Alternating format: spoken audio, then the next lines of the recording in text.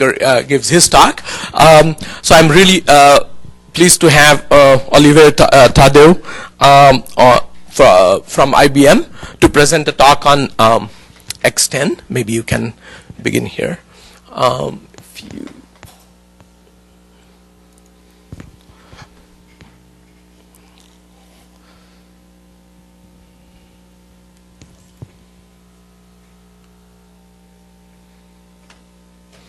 Okay.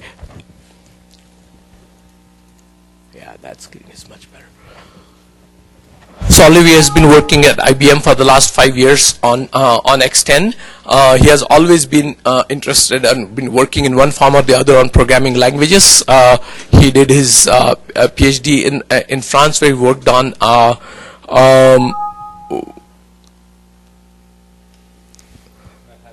I was trying to remember the name of the programming language, Estrel programming language. What's the problem? It doesn't like any kind of. Oh, it's you have to enable everything before doing that. Oh. And then he did a postdoctoral work at Columbia University, where he worked on deterministic parallel programming languages in the embedded language context, and I think the language there was called Shim. Is that correct? Shim, yes.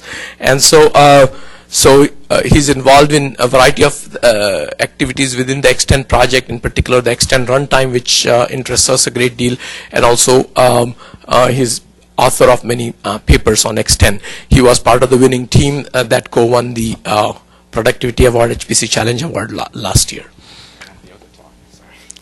I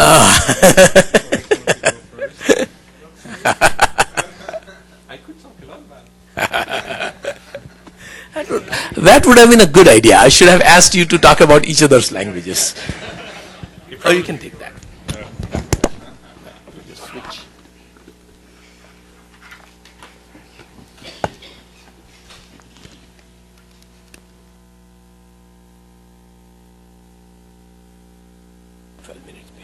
Yes. So that's true. So I think I have a really tough job this morning, right? Because on the one hand, I'm not talking about Jam++. So, but hopefully, this is close enough to lead to interesting discussions. On the other hand, I'm not talking about exascale, But I think that's good. At some level, us, language designers, system designers, we tend to always project and think about the next big thing, like, 5 years, 10 years from now. Sometimes it's good to actually stop for just a little while and actually try to observe and run things for real. And so that's what I'm going to talk about. And finally, as Sanjay just said, he's already taken 15 minutes of my time. So I'll do my best. So I really have 3 goals for this talk this morning. The first one is to tell you just enough about X10 that you'll follow the rest of the talk, and hopefully to pique your curiosity and convince you to learn more about it. In the second part, I'm just going to flash some numbers to give you the warm, fuzzy feeling that X10 is actually real, and we've run some very large things on very large systems. And finally, hopefully time permitting, I'll talk about what I really want to talk about, which is how do we actually get there? How do we make things scale? Good. So what is X10?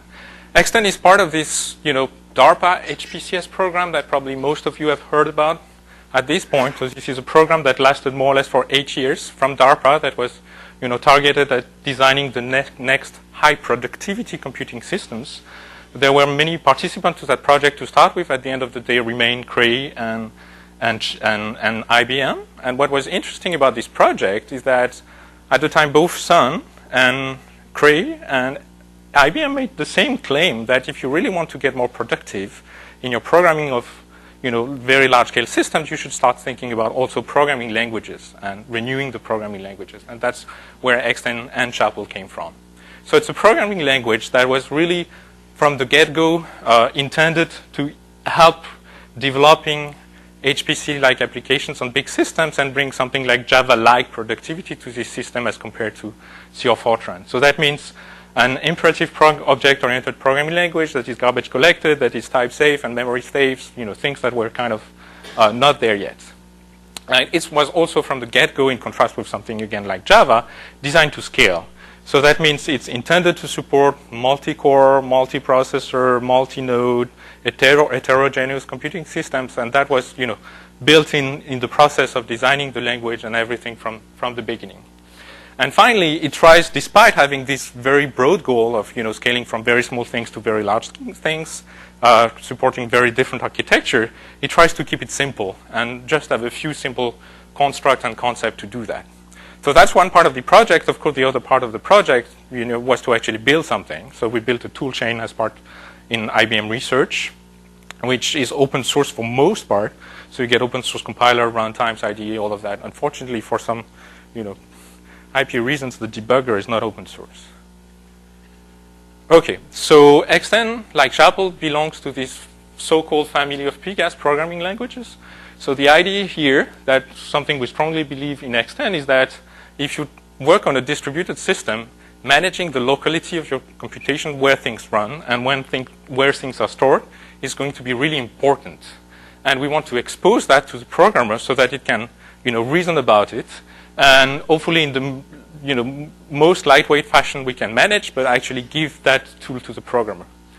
So the idea of the partition global address space that is, again, shared by a few languages and tools, is that although we have a distributed memory, we are going to give you a global address space. That means you can talk about object here, but you can also talk about object there.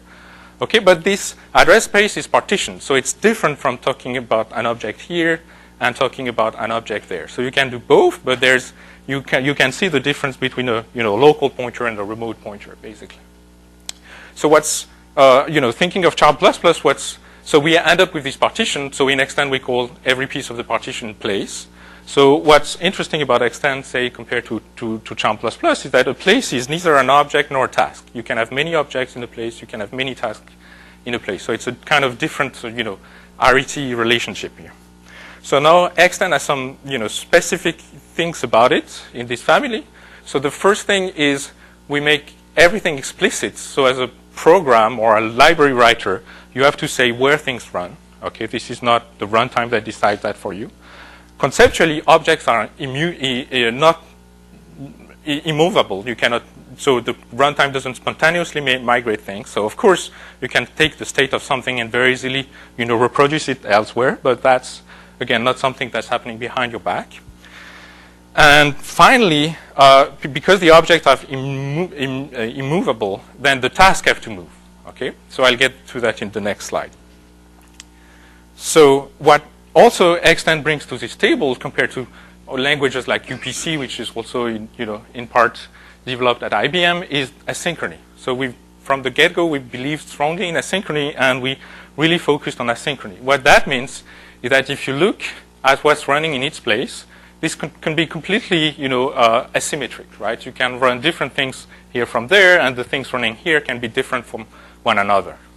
And so, but at the end of the day, we support that with a very core, very small language, which is, again, you take a Java-like, control flow constructs for a sequential language, and on top of that, we had very few things.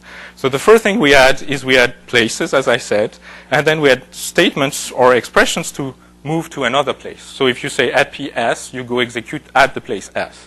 If you say at PE, you go and evaluate at the place P.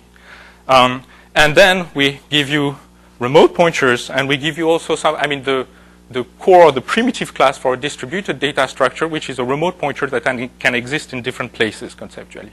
So you're saying, I have a handle that means something in different parts of my, in many parts of my system, and in any part of the system, I can find a local object that maps to this handle. And this is with these kind of things that you can build distributed arrays, you can build anything on top of that.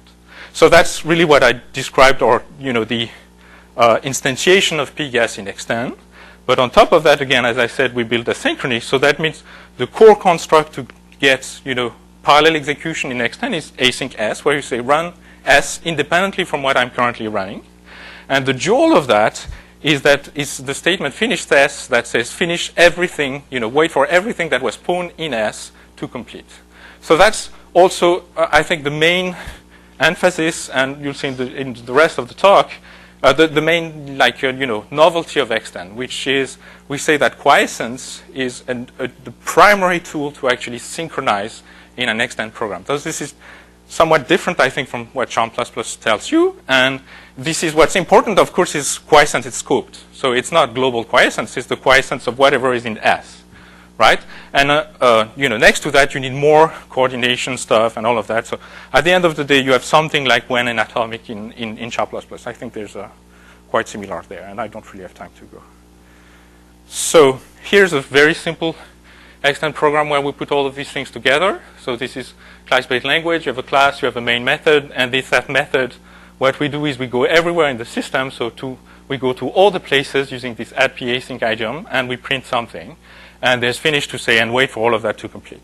So you can compile the program, you can run the program specifying you want 4 places, and what you get is this 4-line printed in arbitrary order because there's no thing there. So what's important to note here is that this finish statement, which is about quiescence, applies whether or not you're distributing your computation in it. So it's really distributed termination. Good. So there are many more things you can express as combination of these very few constructs in X10. So, an active message is just, as I've shown in the previous slide, a combination of add and async. Remote evaluation is just an add. If you want to do, parallel, identical things, like, SPMD kind of things, you just do this. I don't have time to go into that, but you get remote updates. You can get divide and conquer kind of parallelism for something like Fibonacci, academic example of computing Fibonacci numbers. You can have sequences of messages, like in that example, a ping pong message. I go there, and then I come back to swap the values between 2 rows, for instance, of an array. This is the kind of things you do in some implementation of LU matrix decomposition. I mean, some quick abstraction of that. So again, I don't want to go into details, but just to show you that with these very few constructs, you have the tools to write more or less any kind of, data parallelism, task parallelism, anything you want. And so, of course, the big question is, if you take a piece of code like that, can you execute it efficiently? Good. So somebody will help me keep track of time. Okay, so as I said, that's the theory. We have an implementation. I don't have time to go into details. So the main thing is it's open source. It's used by a few people, quite a few universities outside of IBM and people inside of IBM. What's really interesting, and really I have no time to discuss, is from day 1, not day 1, I guess, day 2 maybe. We had 2 strategies for this language in mind. One is to compile to C, basically, or C++, and get binaries and run these binaries. And one is to compile to Java and run on top of collections of JVMs. So it's interesting because that came from the fact we want performance on HPC, really. And that came from the fact that, IBM is a Java company really interested in Java middleware. But that leads to very interesting design decision in terms of figuring out something that works on top of these very different tool chains and give you performance and give you interesting features that kind of make sense in this very abstract world where you don't know whether you're doing one or the other. So we support many different architectures, network implementations, all of that. And we also have, as I said, an IDE for it, which lets you, compile your program and run it on your favorite supercomputer if you want.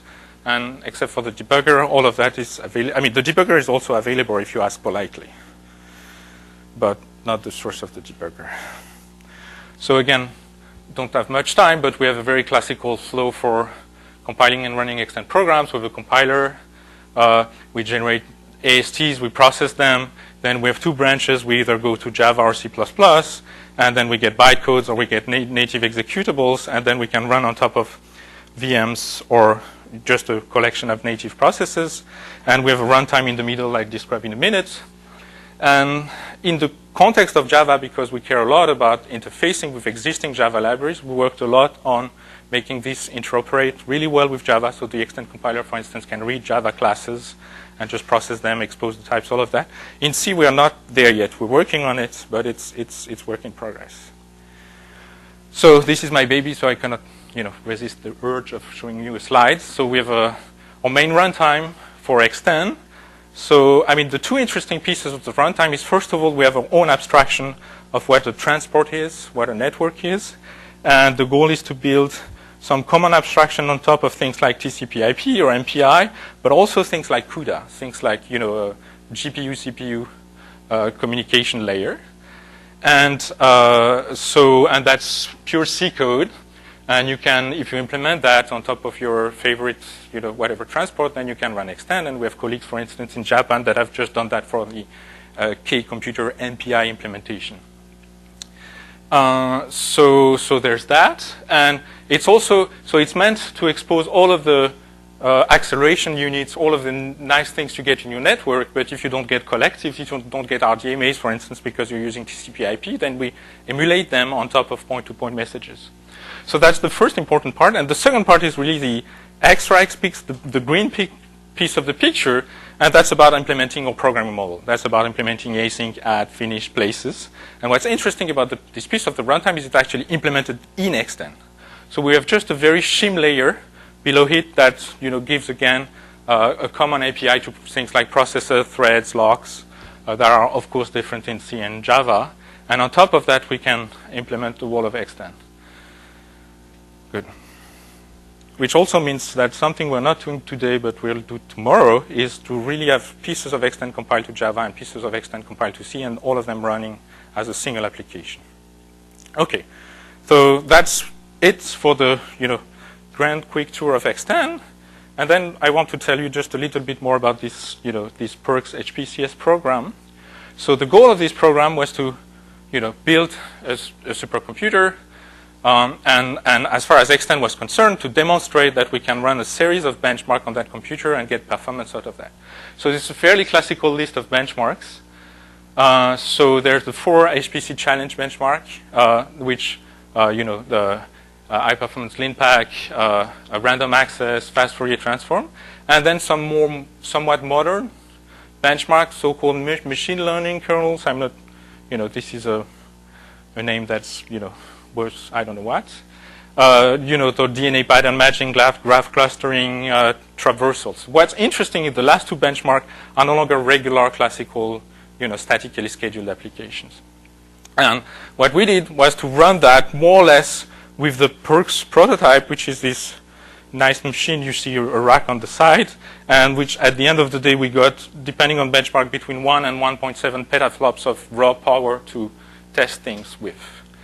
So again, I don't have time to go into details about these machines. People here should be familiar with the complex history of the machine, I guess.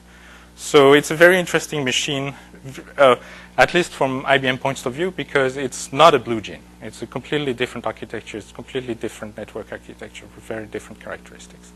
So again, I said I will flash some numbers. So here they are.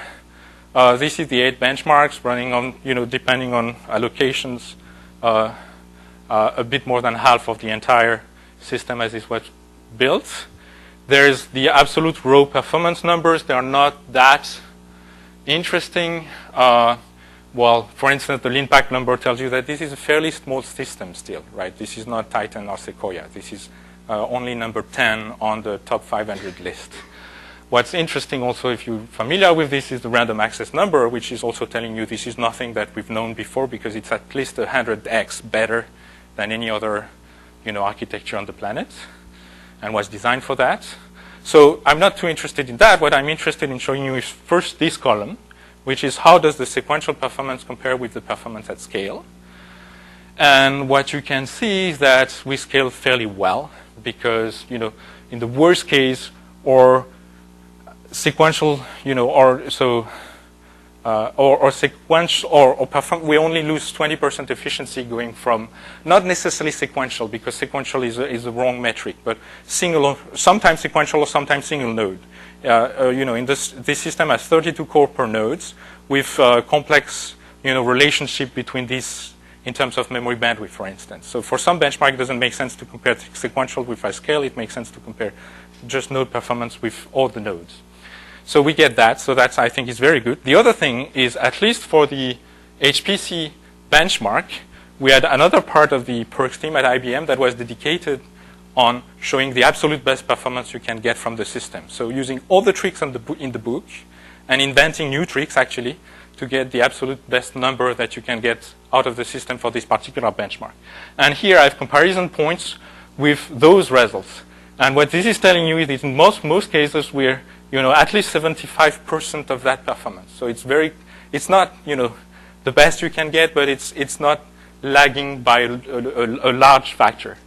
The real one, the one where we have trouble is the FFT, and actually it's just because in FFT you need to do a lot of auto-tuning, and they've had the time to do that for the real benchmark, and we never got the time to do that for our own implementation of it.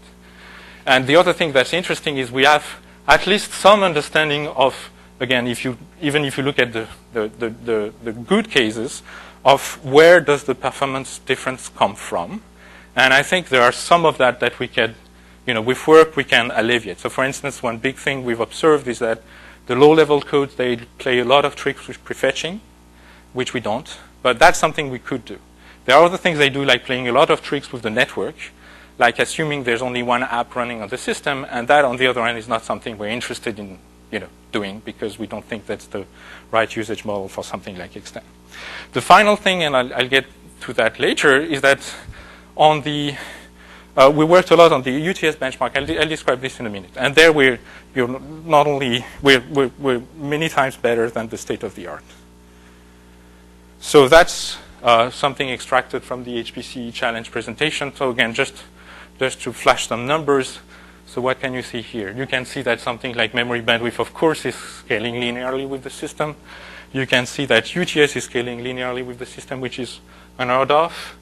You can see that something like LinkPack has the curve you expect. It drops first when you go from, say, one core to 1,000 cores, and then we kind of maintain the performance, which is really good, which means that there's at least a good hypothesis that if we get a larger and larger system, we will continue to be able to sustain the performance. And then you get something like FFT and random access, which are very bandwidth-intensive benchmarks. So, sorry, I should be clear here.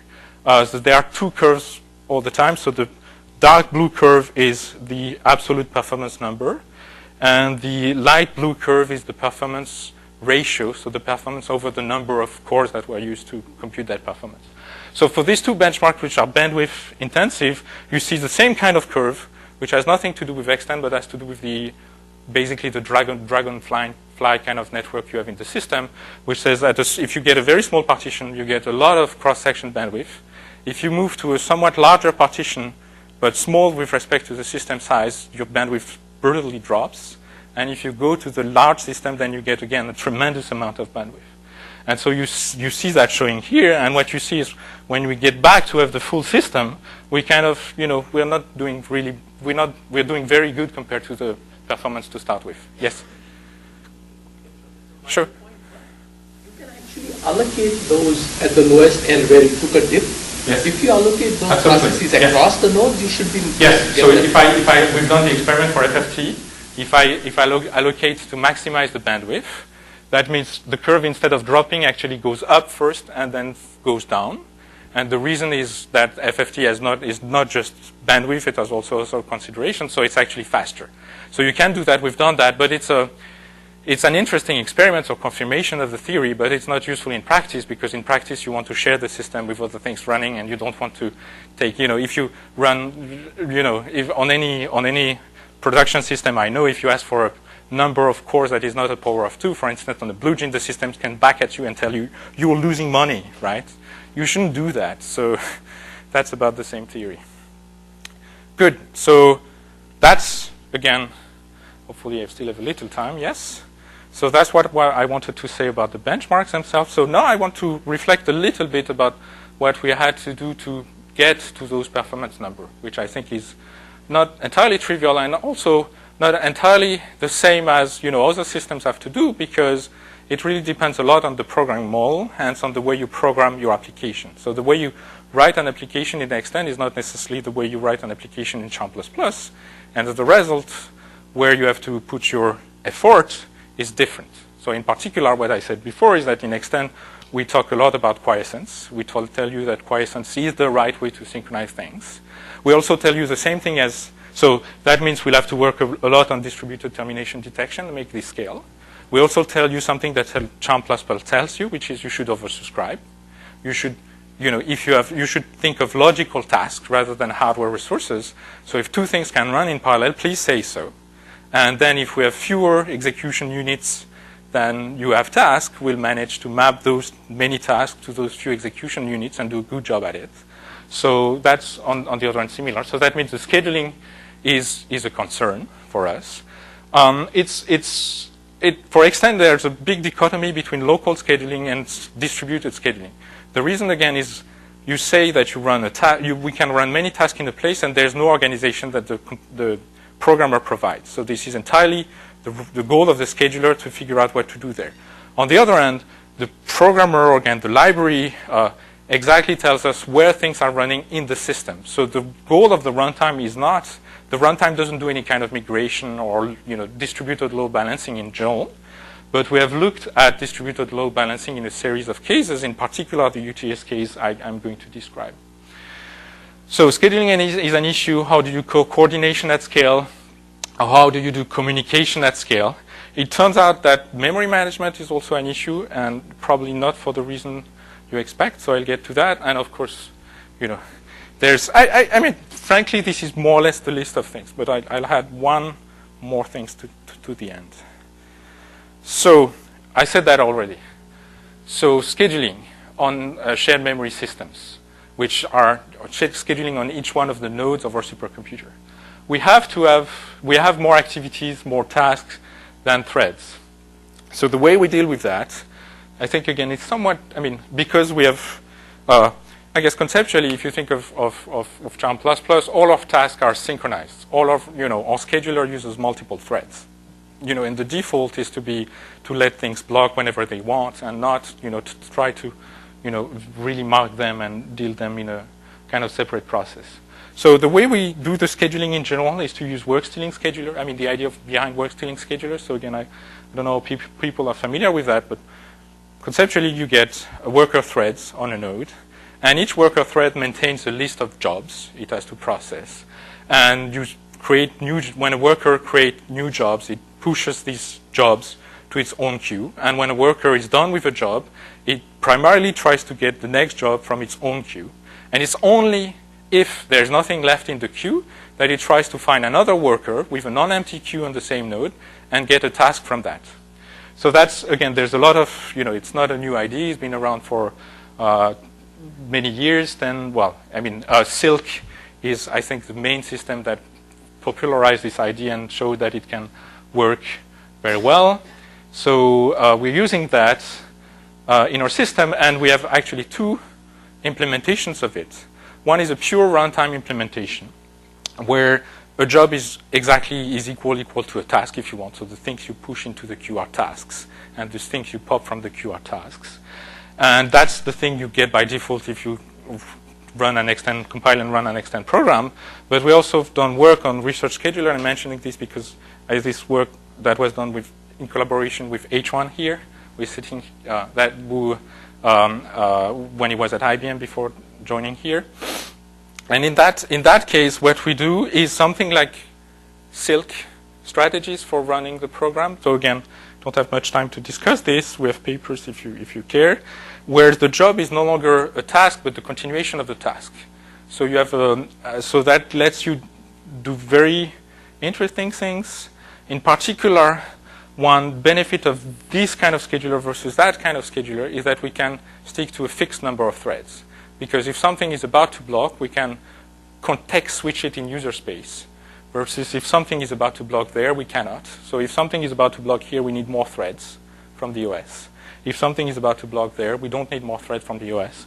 So if we go to microkernels, like what you get on the BlueJean system, you need something like this strategy, because that strategy is not going to work. Yeah. Yes. Yes. Oh, so research. I mean, research in the sense of this is not the production. Okay. So then it's research in different ways. I guess we can discuss this offline, but the main research about, so we can talk about the details about Charm++, and I'm not sure I know all of them, but the research aspect of it is that mostly people have looked at that in the context of fork-join concurrency, silk-like concurrency, where you have a very rigid pattern of concurrency and also shared memory system, mostly. In our case, we're showing that you can do that in the context of an application that is distributed, so we can cope. It's not about distributed scheduling, but it's about running a distributed application on top of the scheduler, which leads to novel, interesting problems. That's the first part. And the second part is that we have arbitrary, when. We have when in our language, and people typically have not looked at this if you have a when in the language, because it leads to complication. And what we show is that, for now at least, is that if, despite the overhead of dealing with the additional features of the language, which is you give us a program, it might be well suited for this kind of scheduler, it might not. We have no control of that. Despite that, if you give us a nice Silk-style program, we give you Silk-like performance. Okay? And what I theorize, but I still have to work on to actually demonstrate, is that the more your program, diverge from the ideal parallel fork-join kind of setting, the lower your performance, but the degradation is kind of slow and continuous, right? You don't get a big drop in performance if you start doing nasty things in your code. It's just, how nasty you get is what you'll get out, is the performance you'll get. Okay, so distributed scheduling. So again, this is a very different context from looking at what you were just describing, which is distributed scheduling in Silk. And this is a very different problem as well I'm describing here. So the unbalanced tree search benchmark, if you have not heard about it, is about counting the nodes in a tree. That's very simple. You want to count how many nodes there are in a tree, but the tree is dynamically generated and completely random. So it's even cryptographically random. So if you get one node in the tree, you have absolutely no idea of how big the subtree will be behind this node. And so that's, again, that's very different because this is scheduling where you have absolutely no chance of having any information. You cannot profile and say, hey, I got that for the first 5 minutes, so let me adjust and adapt my scheduling. It's really the raw, core, fundamental problem of scheduling, something that you don't understand. You just don't understand. Okay. On the other hand, it has some nice properties, like there's really no data in that benchmark, because all you need to migrate a piece of the computation is the ID of the node that you want to compute the size of the subtree for. So it's very regular in that way. And so over the years, our mission partners have told us many times that they care a lot about this kind of setting because they have graphs that they really don't understand the structure for, and more or less they end up having this kind of property and scheduling to do with them. And so we've done quite a bit of work on that. And as I said earlier, I think, there's nothing comparable in the literature of, I don't know of any number that closely approaches what we've done. And so what's interesting, I think, so again, I don't have time to go into the details, but the details are that you have to be careful about quite a few things to get this right. So in particular, something that, as I've seen discussed in the Charm++ literature, is that startup is different from the middle of the run, is different from the end of the run, because at startup type you don't have much concurrency, in the middle you can have a lot of concurrency, and the end again you don't have much concurrency. So there are a lot of things you have to be careful about. And once now we give you the algorithm, I think you can take this algorithm and implement it in MPI in whatever framework you might want to try it on. But I think you need something like X10 to have the flexibility to play with the algorithm. So you have because this algorithm is fundamentally asynchronous. It's, again, I'm happy to discuss this more offline, but I think you need something like a more asynchronous programming framework to figure out the various pieces of such an algorithm. Okay, so I'll try to finish quickly. So distributed termination, so this is the one big thing, I think, the one main contribution of this work, which is to say we're giving you distributed termination. Local termination is trivial, right? If you want to decide whether something have completed, you just count how many have started, how many have completed, and when the counters are equal, you're done. Unfortunately, you cannot do that on a network because you may learn that something has terminated before learning that it has started. So that means the network can reshuffle all of the messages. That means you have to be much more careful. You cannot just have counters. You need much more instrumentation of your counting to actually get to an unambiguous conclusion that things have finished. There are different ways to do that. So for instance, garbage collectors do distributed garbage collector, or attempts at distributed garbage collectors have exactly the same problem. They want to make sure that a piece of data is no longer live before they delete it. But they have different constraints, like if a garbage collector takes a little while to realize that a piece of data is no longer there, you get a little bump in your memory consumption, but that's not too bad. Okay. So there are different strategies. So the base strategy in X10 is to have n counters per place if you have n places. So again, without going into the details, what that means, that's the complete algorithm that's correct in all cases. That has the unfortunate property of not being scalable, okay, because the memory consumption is not scalable.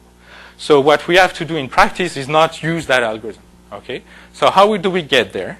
We do a lot of different things. So first of all, even within this algorithm, you can minimize the amount of control messages you transmit by detecting things like local quiescence. You can piggyback messages on other transmissions. So all kind of optimization at this level.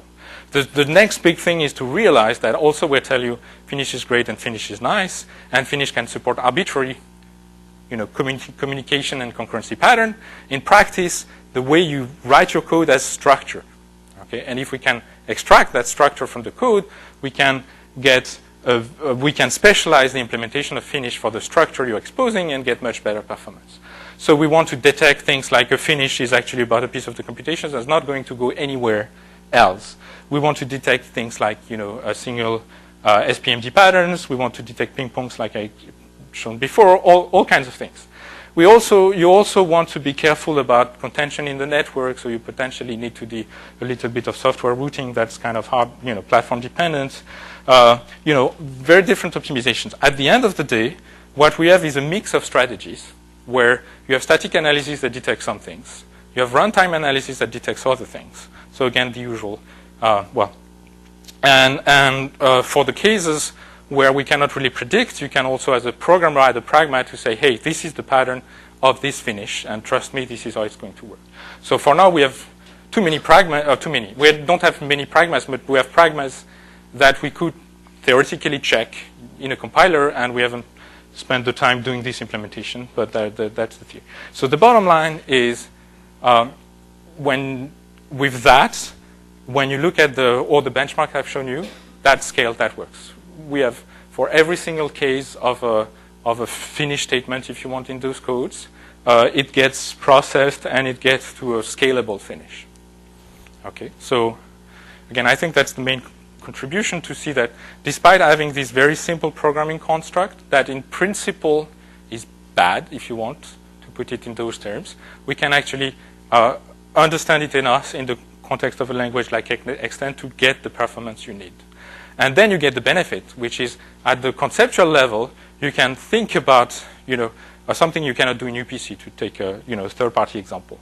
You can think about termination, so you can think about the behavior of the application and independently then reason about optimizing the performance of that behavior, rather than having to tie together the way you're implementing the termination and the way you use the termination. Okay, so so you tell me when I need to stop, but I have 6 minutes, good. So plenty of time. So another big things we have to do to get performance on large-scale supercomputers is that they have fancy networks, okay?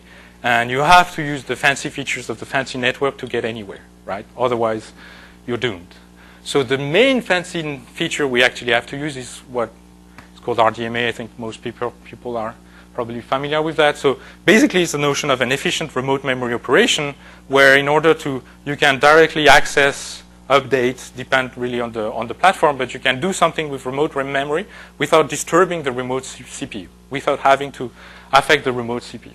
So what's nice about this is that it's a fundamentally asynchronous feature that fits perfectly well in the X10 programming model. So we provide, at this point, we could try to recognize things that are RDMA-able in the code. We haven't done that yet. So we provide you a few methods, like, for instance, async copy, that says you take a source array, a source index, a destination array, destination index, and the length of the copy, and we do the copy using RDMAs. This method, conceptually, from the programming model perspective, is just an async. So the way you know that this thing is done is just using finish. There's nothing special about it, right? Okay, so that's great. So we use that in our benchmark. We use a little bit of that in the runtime implementation itself when available. The also, again, nice thing about it is if you have just TCP/IP, then we just implement that using async. And it works. It gives you the same semantics. Now, the second part that is important to take advantage of in this large benchmark, especially this old-style SPMD kind of implementation like matrix decomposition, FFT, all of those, is that the network typically provides you multi-point communication primitives, not just point-to-point communication primitives. So you can at once do reduction about an entire set of data, right? An entire set of places in X10. And so we have to use that. So we do that. We have a library that lets you, get something like MPI communicators. So exactly the same thing. You get worlds. You can split worlds. You can do all-to-all, whatever. I mean, broadcast, barrier, on all of that on these communicators. So frankly, today, I think they're a poor fit for APGAS in the sense that we have it's kind of ad hoc with the programming model. It's very synchronous. It has all kinds of restrictions. I don't really have time to describe, but let's say there's the main one, which says these are about places or processors. MPI, even MPI3 still tells you that you can only have one rank per shared memory process. So they're thinking of having 3.1 or something where they lift the restriction, but it's not there yet. So again, without going into the details, today it's kind of a poor fit. But what's neat about this, I think, is that things are changing. And MPI3 already is much more flexible, much less, again, much longer discussion. But it doesn't stop at MPI3. I mean, we're getting, like if you're talking about something that's already available today, Perks as the system I was talking about has the ability to do remote updates in a more flexible way than BlueJean can. Okay, and so this is an evolving trend.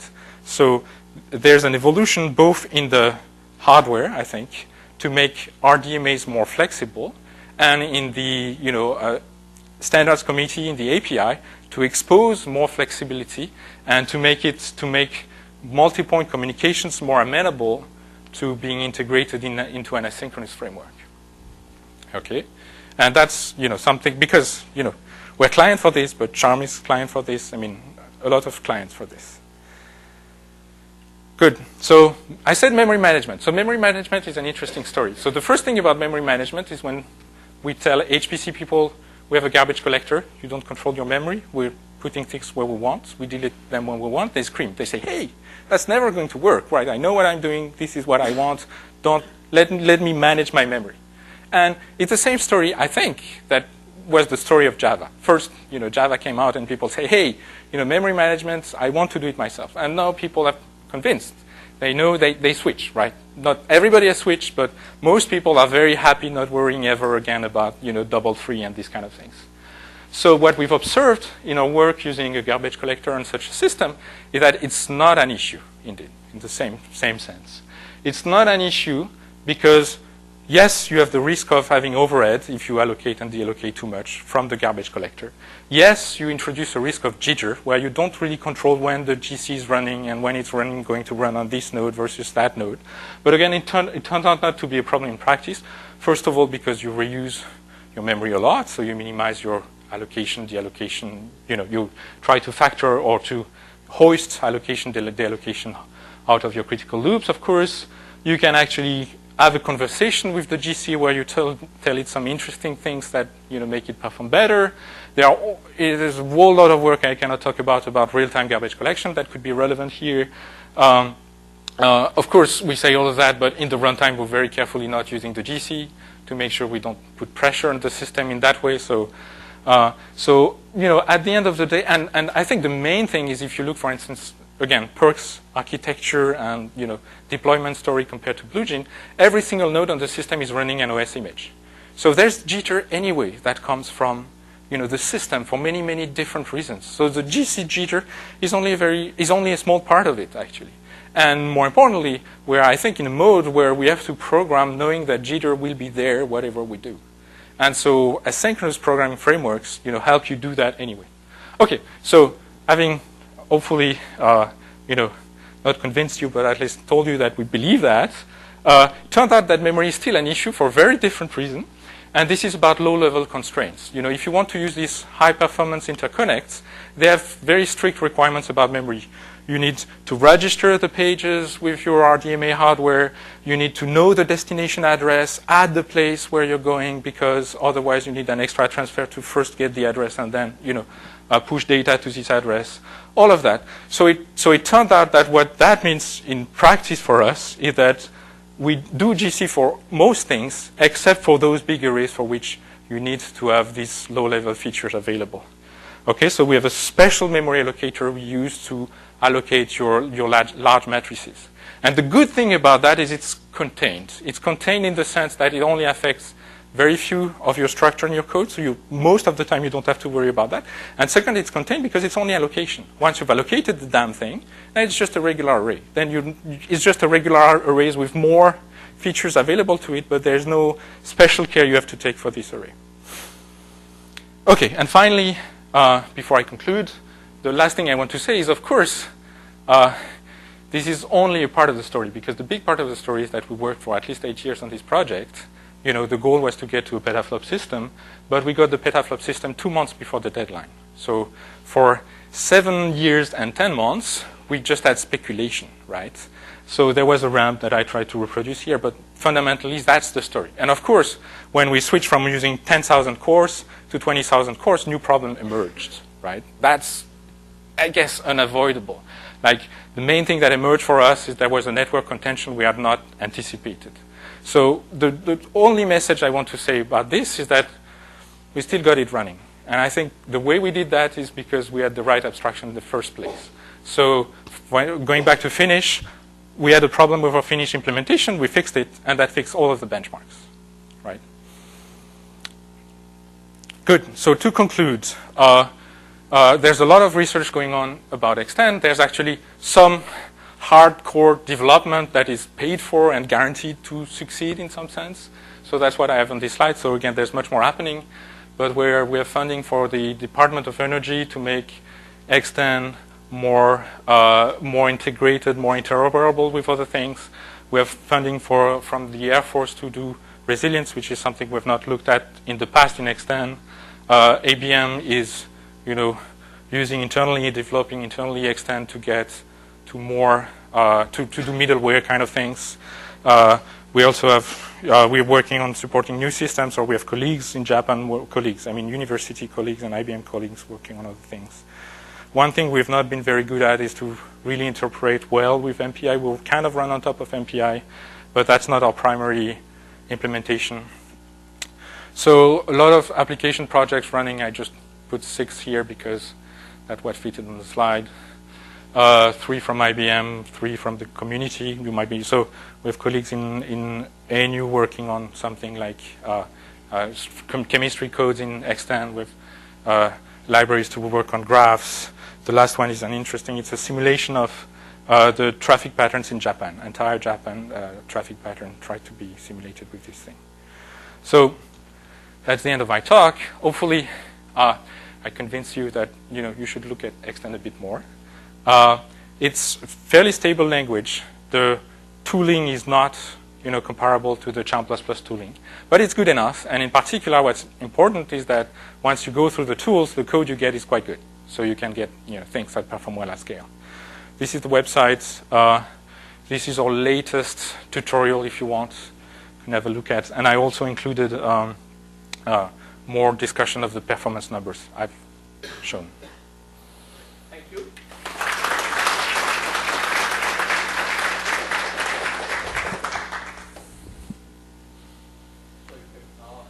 For a couple of questions. Yes. Comment on what makes Perks so good for random access? It was designed for that. Repeat the question. So what makes Perks so good for random access is that really the hardware design team had that goal in mind from, I think, day one. that this system was designed to deliver that kind of performance because that's what the customer wanted. So another way to put it is that the network in Perks is not a torus kind of network like you find in BlueJean. It's an all-to-all network. So it's a two-level all-to-all network. So I said Dragonfly earlier. I think that's the most commonly known things that resemble it. So, and it has very, so the hardware actually has all kinds of bypasses to make sure that those very short, very specific messages can go faster than the typical pipeline for the processing. So, but I'm not an hardware expert, so. So it's optimized for small messages? So, yes, I mean, yes. Yeah, I mean, it's too strong a word because, but yes, there's a, there's a I don't know, an area on the circuit that is dedicated to that. That doesn't mean you don't get the rest, but that means this has, compared to previous iterations, this is a much bigger concern and a much, a more prominent piece of the design. Because the performance for FFT is also good, but it's not equally fast. So the performance for FFT, the performance for FFT is, we can talk about it offline. The performance for FFT, as I said, our performance is not quite good because our sequential codes is not good.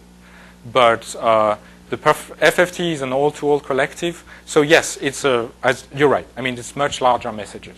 So the kind of reactivity that was built in to get these GUBS packets go really, really fast is not as relevant to large messages. Time for one question, Tom. So, more question for the Charm++ people.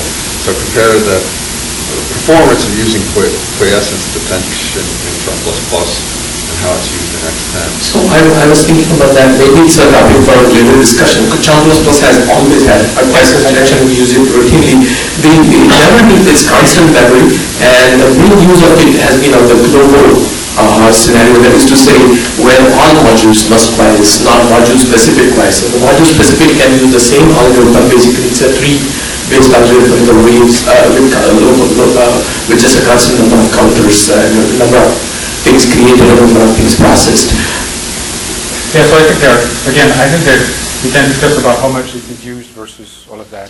I think a piece of that has to do with the fact that in Charm++ you fix the number of producers or something like that. In X10 it's dynamic because your parallelism evolves, like you get more and more parallelism, for instance, and you still get the same number of, you still get quiescence even if your number of producers evolves. So again, I'm not sure I fully understand the Charm++. We should talk about it offline. Sure that that's an actual restriction because the number of tokens produced has to just equal the number of tokens consumed. And as long as Charm++ can handle newly generated arrays. It's a question of what is being newly generated. You hardware things or you logical entities. But I think it's a discussion for later on. The other thing also is that the pre-structured computations, the kind of overspeeding DPS type of stuff, is where Charm started, and then persistent load balancers are sort of a later development into the 90s.